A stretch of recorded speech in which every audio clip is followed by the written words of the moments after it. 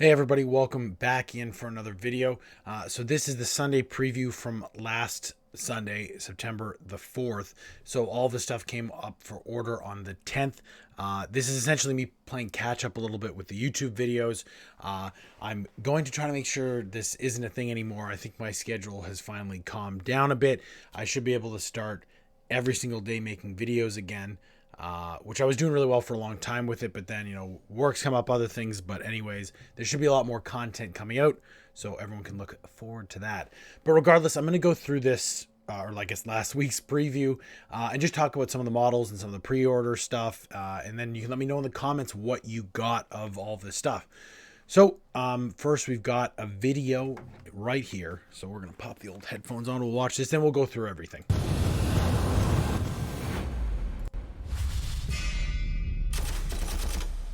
Hello and welcome to This Week in Warhammer. My name's Ben and I'm here to guide you through the next 7 days in your favourite hobby. Okay. On Saturday the 10th of September there's some awesome products arriving for the Middle-earth strategy battle game with the advanced pre-order for the Battle for Osgiliath set, who got this? as well as battle hosts Very for Rohan, Minas Tirith, Mordor and Isengard all going on pre-order. Perfect for starting a new army or expanding an existing force. As if that wasn't enough, you'll also be able to pre-order a new Elrond to reinforce the armies of Rivendell, a new Ruins of Middle-earth set, 2 new dice sets, and you can pick up the final Fate of the Witch King set on a made-to-order basis. Also on Saturday, for Warhammer the Horus Heresy, some armoured reinforcements arrive as the Demos pattern Predator tank become available, alongside a set of reference cards and 2 heavy weapon upgrade sets to help you deal with any opposition. On Friday the 9th of September, the Emperor's Children get perfect reinforcements. So cool. With Lucius the Faultless Blade These models and are 2 great. new Praetors. The Praetors Alongside are perfect. this, both the Emperor's Children and the White Scars also get head and shoulder pad upgrade sets. New denizens of the Underhive also arrive on Friday with Outlaw Gangs and House Goliath getting So some cool. awesome new reinforcements and bounty hunters. The Gore Chosen of Drom for Warhammer Underworld's Nether Maze and a brand new Rivals deck to expand your collection are also available on Saturday. It's a bumper week for book lovers as Black Library has loads of new books available for pre-order, including the Asta Sabathiel novel Awakenings in its special edition and regular formats, Mortarion the Pale King and the third Gotrek and Felix omnibus in paperback, and Hamilcar, Champion of the Gods, and Storm of Iron will both be available as MP3s. Finally, some classics Lots from of the stuff. Horus See, Heresy this is what I are wanted coming to do back this week. on Made to Order. Over on Warhammer Plus, on Wednesday the 7th of September, the latest episode of The Interrogator arrives. 2 new White Dwarfs and a host of Warhammer 40,000 lore get added to the Warhammer Vault. And make sure you join us for Tyranid vs Leagues of Votan action as Battle Report continues its Crusade series of linked games. To stay up to date with everything we've got going on, be sure to follow our Facebook pages, Okay. YouTube channel. So that's all of those updates. So let's start going through everything. So for the Battle of Osgiliath, again, they're trying to restart Lord of the Rings, I think, with this new box set. But people were comparing it to the old one where the model count is just so good in that old box set, where this is now more expensive and you get less models. But like, I don't know, as a starter box, again, it's got the terrain, it's got some fun elements to it, but in terms of the forces, like I want new models, right? I'm all about new models for Lord of the Rings. And if they do new Uruk-hai, I'll get a new army, but that's what I would want to do. And I don't want to repaint those old models again. Like they're just repackaging the old models. And it's just kind of like, I've painted all of these before. And in terms of the Rangers, like the character models, I hate the head wound on that guy. It's so badly done. I'm sorry. It looks terrible. But the Rangers, I really don't like at all. Like I hate to say it. I don't know who sculpted the heads. They're very badly sculpted. They look nonsense. It looks like a knockoff GW product. Like, use these instead of normal Rangers. They're half the price. Like, I can't believe it. Especially compared to the characters. At least their bodies are really well sculpted. It's just, they're just a miss, a miss for me on the Rangers. The terrain's great. The terrain looks really good. It looks like the ruins of Osgiliath, right? Like, that's fine. The battle hosts, again, great idea. I think that's competing with a lot of other war games that are bringing out starter boxes that are, get this box in, you really are done. With a lot of the GW stuff, it's 500 points and then you're going to go to 2,000. But especially with like Game of Thrones, where you get the box, that's it. Like, that is a whole army. You have 2 different leader options and a couple different politic options. If you want to get more stuff and expand, you can, but you don't need to. Like, you have a full army to fight someone else. And if someone else has a bunch of different things, they're going to have to rotate stuff in. They won't be able to use everything in that point value. So I love the concept, hate the models. I had a full army of Rohan. I painted so many of these horses when I was a kid. But like, I just want new models. I want them to redo this. If they brought these box sets out with new models, I think the hype would have been nuts. People would have revisited this. I don't know. It's good and bad at the same time. Again, cool host. You've got the Witch King. You've got some mounted units, some unmounted units. But I don't know. It's the same models again, right? Like, I love the Warg Riders, but I wouldn't want to paint them again. I guess we got the Isengard Battle Host again. This is what I would want to get, but I painted 100 of these Uruk-hai. I had such a huge army with Saruman leading them. And I generally have fond memories of painting these, but I wouldn't be like, I'm doing the same thing 20 years later. Like, it's just, I can't. Right? If they redid this, I would get this box and start a new army, but it's just the same models repackaged again. But if you're visiting this for the first time, these are great boxes, right? One and done armies. I do like the concept. The Minas Tirith Battle Host is the same issue. Like, again, they include the newer character models, but then all of the troops are the same old troops. So they all suffer from the same problem. But we have Elrond, the new model, fantastic. Like, again, more dynamic posing. The face is really good. The horse mounted one is perfect, right? Like, these are the models I want. Like, I wouldn't even mind just painting this up, but you know, I'm not gonna get into Middle Earth at this point. The ruins look fantastic. They're very functional, which I like. Again, I like terrain, and this is something that looks like it would be fun to paint up. So thumbs up for me. The dice set, the Rivendell one, money. This is so well done. I love the symbol. The coloring on it is perfect. The Garrison of Dale is still really good. The orange, I think, could have popped a bit more, but the copper on the white is great.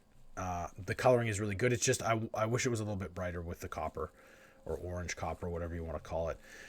The Final Fate of the Witch King, I remember when this came out. This is so old, but again, when they revisit this stuff, being like, every once in a while we'll do made to order. If you missed out, you can still get it. I love that, because people find out about these models years and years after they've been made, and the prices on eBay will be astronomical, and you're like, I'll never be able to get this. This gives people the opportunity, so I'm thumbs up from me. The Demios Pattern Predator, I love it. I love all the tanks from Horus Heresy. I'll never stop saying that. I believe this is cheaper than the 40k variant of the Predator. And if you're kind of doing like even Chaos, old school stuff, these are great. They look really good. You've got all the weapon options as well. So it's a great kit, right? And it will match everything if you're going for that 30k look and 40k, or if you're doing a 30k army and you want some Predators. After using Predators for years, I definitely would just stick with the Sakari and some of the bigger tanks. But anyways, the heavy weapon upgrade sets, we've got more heavy weapons. Great, right? Like, these are box sets that make sense. You've got a ton of weapons. It's not like the old boxes for 40k where you get one of each weapon and you're gonna have to buy 4 boxes if you want one last cannon squad. This is a move in the right direction, I think. Again, more heavy weapons, lots of options, fantastic. For Horus Heresy Age of Darkness reference card, so this is just a quality of life item. If you don't want to be flipping through your book, you can just use the cards, always optional. I have opted out of the cards because I lose stuff like this. I'll lose 2 cards from it, and then my 2 most used cards, and then it's pointless. I throw it out because I'm mad. Like, it's just like, people can keep track of this stuff, great. It's just I've swore off them because it's just I misplaced them, or it's just not for me. But I see where they're good. Again, data cards, can't do it. Can't do it. I always lose them. For Warhammer Underworlds, we've got Gore Chosen of Drom. Fantastic models. Underworlds is knocking it out of the park with each one of these, I guess, warbands. It's the same with Warcry, right? Where with their warbands as well, they just kind of show previews of what's going to happen in AOS. And again, Mortal Followers. This is super interesting to me. The humans are the best part of AOS. I feel like Games Workshop is actually leaning into that. Fantastic. I'd love to paint these up as well, and maybe if I paint all the stuff I currently own, I'll pick these up. So they've got another new deck that you can get. So if you want supplementary cards, usually these decks, there's always 2 or 3 cards where it's like, these are the best ones for this season in this pack. It's like Magic cards, kind of, right?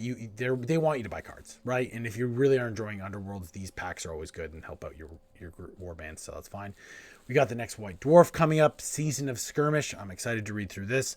The Kill Team and Warcry, they're really pushing them, and I like that. It's the side games that used to kind of be just a small thing are now coming to the forefront, and I like that a lot. From Forge World, we've got all of the Emperor's Children. Lucius, this is kind of the halfway point where they've got him before he received that first scar from Garviel Loken to he's kind of starting to get corrupted, but not completely yet. Great model. I still think he could have been chaosed up more, but I can see the midpoint where if you look at the 40k model, which they desperately need to redo, this is that kind of degradation over time, where this is him kind of during the siege, maybe, right? Like this is them starting to really fall to chaos. Again, the Praetor, unhelmeted head. You can't tell me that's not chaos, right? It's very funny. Fantastic sculpt, great model, absolutely love it.